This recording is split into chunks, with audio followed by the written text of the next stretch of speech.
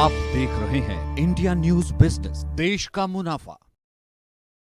नमस्कार, स्वागत है आपका इंडिया न्यूज बिजनेस में और खास शो आईपीओ वॉच की बात कर रहे हैं, जहां पे हमारे साथ में है एक आने वाले आईपीओ का मैनेजमेंट। हमारे साथ में उत्कर्ष स्मॉल फाइनेंस बैंक का मैनेजमेंट है। उनसे बात करेंगे, समझने की कोशिश करेंगे कि जो आने वाला आईपीओ है इसमें किस तरीके से देखा जाए या किस तरीके की क्या खास बातें हैं उसके बारे में। लेकिन सबसे पहले आपको मिलवा देते हैं, आज हमारे साथ में जो मैनेजमेंट के लोग जुड़े हुए हैं, उत्कर्ष स्मॉल फाइनेंस बैंक की टीम हमारे साथ में है।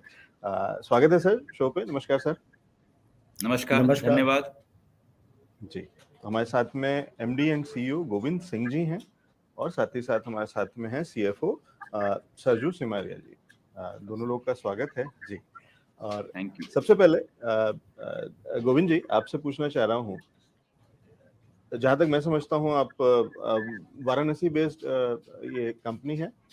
जी हाँ। चलिए, तो वहीं से सरकार चल रही है, वहीं से बैंक भी चल रहा है। चलिए, क्या करता है उसका स्मॉल फाइनेंस बैंक और उसके बारे में कुछ बेसिक जानकारियां अगर दे सकें तो। सो उत्कर्ष स्मॉल फाइनेंस बैंक करीब 14 साल पुरानी संस्था है। 2009 में हमने उत्कर्ष एज एनबीएफसी एमएफआई स्टार्ट किया था, माइक्रो फाइनेंस बिजनेस स्टार्ट किया था।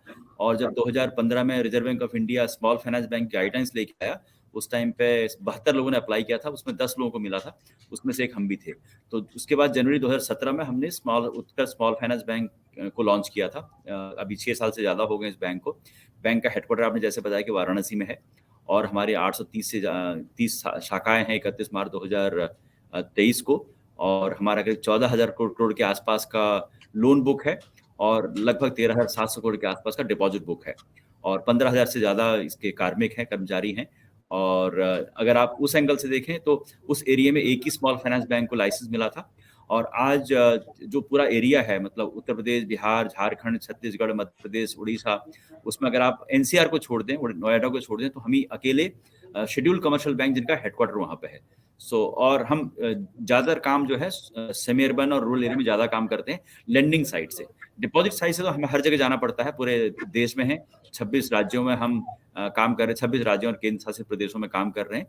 तो डिपॉजिट में हर जगह है, लेकिन जो माइक्रो फाइनेंस है या जो छोटा लोन है उसमें हम कुछ गिने क्षेत्रों में ज़्यादा काम कर रहे हैं आज की तारीख में। और अगला सवाल मेरा जो है वो सरजू जी से है। सरजू सर, क्या जरूरत पड़ी हमें आईपीओ लाने की और क्यों इस फंड को रेज करके, या इसको कहाँ इस्तेमाल करेंगे, उस पर अगर कुछ एक जानकारी दे सकें। जी, ये हमारा ये प्राइमरी ग्रोथ कैपिटल इशू है। और जब भी हम लोग बिजनेस ग्रो करते हैं, एडवांसेस और करते हैं, तो हमारा एक रेगुलेटरी रिक्वायरमेंट होता है कैपेड का, कैपिटल एडिक्वेसी रेशियो, जो 20% आज की तारीख में है। ये नए कैपिटल हम ग्रोथ कैपिटल के लिए ही लगाएंगे। अगर हम कैपिटल रेज नहीं करते तो हमारा कैपेड नीचे आ सकता है, जो हम चाहते हैं एज ए मैनेजमेंट कि हमेशा 20% के ऊपर रहे। Primary reason of this is to grow the business, use it as growth capital and maintain our capital adequacy ratio about 20%. जी, तो ये एलोकेशन मैं समझना चाह रहा था सर कि ये जो फंड रेज करेंगे इसको ठीक है ग्रो करेंगे, लेकिन ओवरऑल कुछ डेट भी है हमारे पास, हम उसको ऑफलोड कर रहे हैं, कुछ और चीजें, क्योंकि जहां तक मैं समझता हूँ ओएफएस तो बिल्कुल भी नहीं है इसमें। जी, ओएफएस बिल्कुल नहीं है, पूरा प्राइमरी इशू है।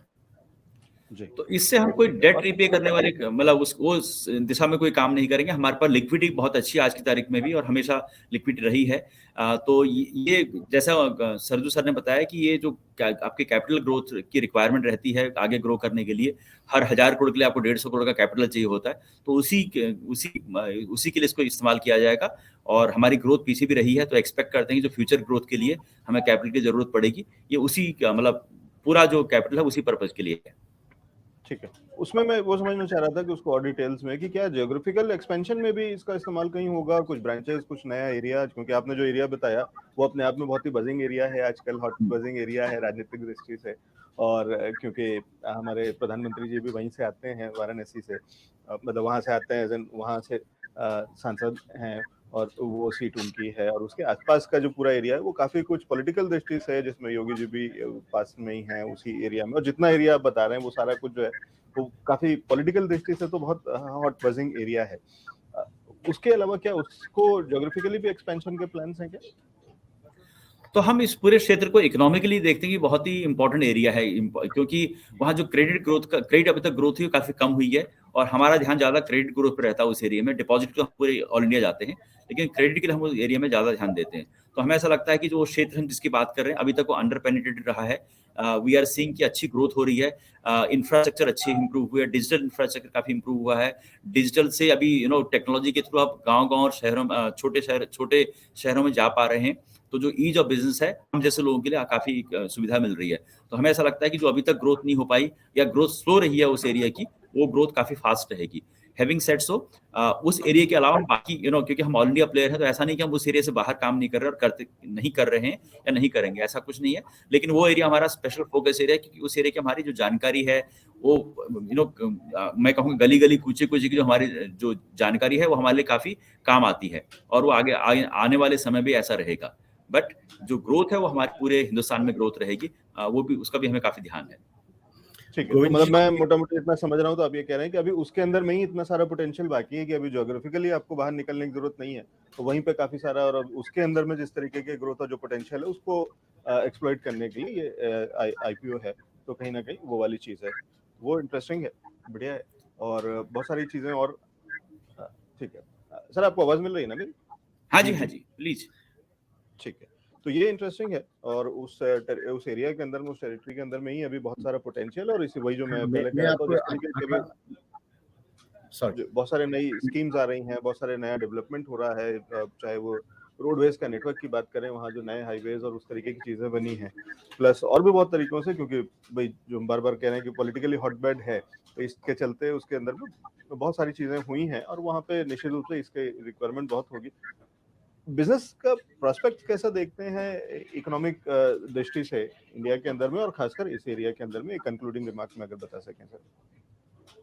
सो आपने देखा होगा India is one of the fastest growing और जिसका कि जीडीपी ग्रोथ या हर एंगल से सबसे अच्छा काम कर रहा है इस टाइम पे, स्पेशली अगर आप टॉप 20-25 ग्लोबल इकोनॉमीज देखते हैं उसमें अच्छा काम कर रहा है। और उसमें मुझे लगता है कि कुछ क्षेत्र जो कि पीछे कम उतना फास्ट ग्रो नहीं कर पाए, जैसे आप उत्तर प्रदेश की बात करते हैं, आई थिंक हमने देखा कि इकोनॉमिक ग्रोथ जो उत्तर प्रदेश की काफ़ी दिख रहा है कि काफ़ी आने वाले समय में काफ़ी अच्छी होने वाली है।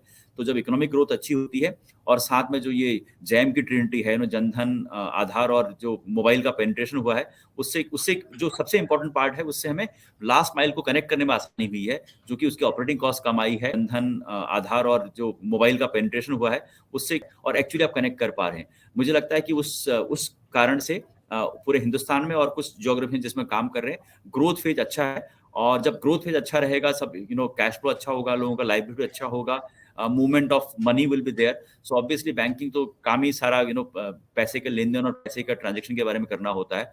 तो हम भी इसको देख रहे हैं कि पीछे भी हमने देखा है ग्रोथ काफी अच्छी रही है और उसका सबको फायदा रहा है, पूरे बैंकिंग क्षेत्र को फायदा रहा है। और आने वाले समय में ऐसा दिखता है कि इसका अच्छा बेनिफिट सभी लोगों को मिलेगा। और मुझे लगता है कि जिस एरिया में कम काम हुआ था पहले, और स्पेशली ग्रामीण और जो सेमी अर्बन एरिया है, वहां पे जो ज्यादा काम कर सकते हैं उनको शायद और ज्यादा बेनिफिट इसमें मिल सकता है, जैसा ये हमारा मानना है।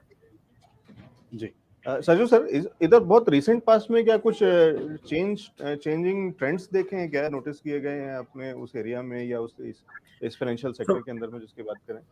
मैं आपके कुछ बातों से सहमत हूँ। जैसे हमने कहा कि यूपी और बिहार आप अगर देखें तो 27 to 28% ऑफ पॉपुलेशन वहाँ एग्जिस्ट करता है, और अगर आप शेयर ऑफ क्रेडिट की बात करें तो यूपी में 5% ही क्रेडिट भी है। सो वहाँ पे स्कोप ऑफ अपॉर्चुनिटी काफ़ी ज़्यादा है और वी बिलीव दैट वहीं के अगले इनकम जनरेटिंग पॉपुलेशन यहीं से आने वाला है, यहीं से भी जीडीपी ग्रोथ का ओवरऑल इंडिया में इम्पैक्ट आने वाला है। And we have an early advantage being there because we started our business from that geography.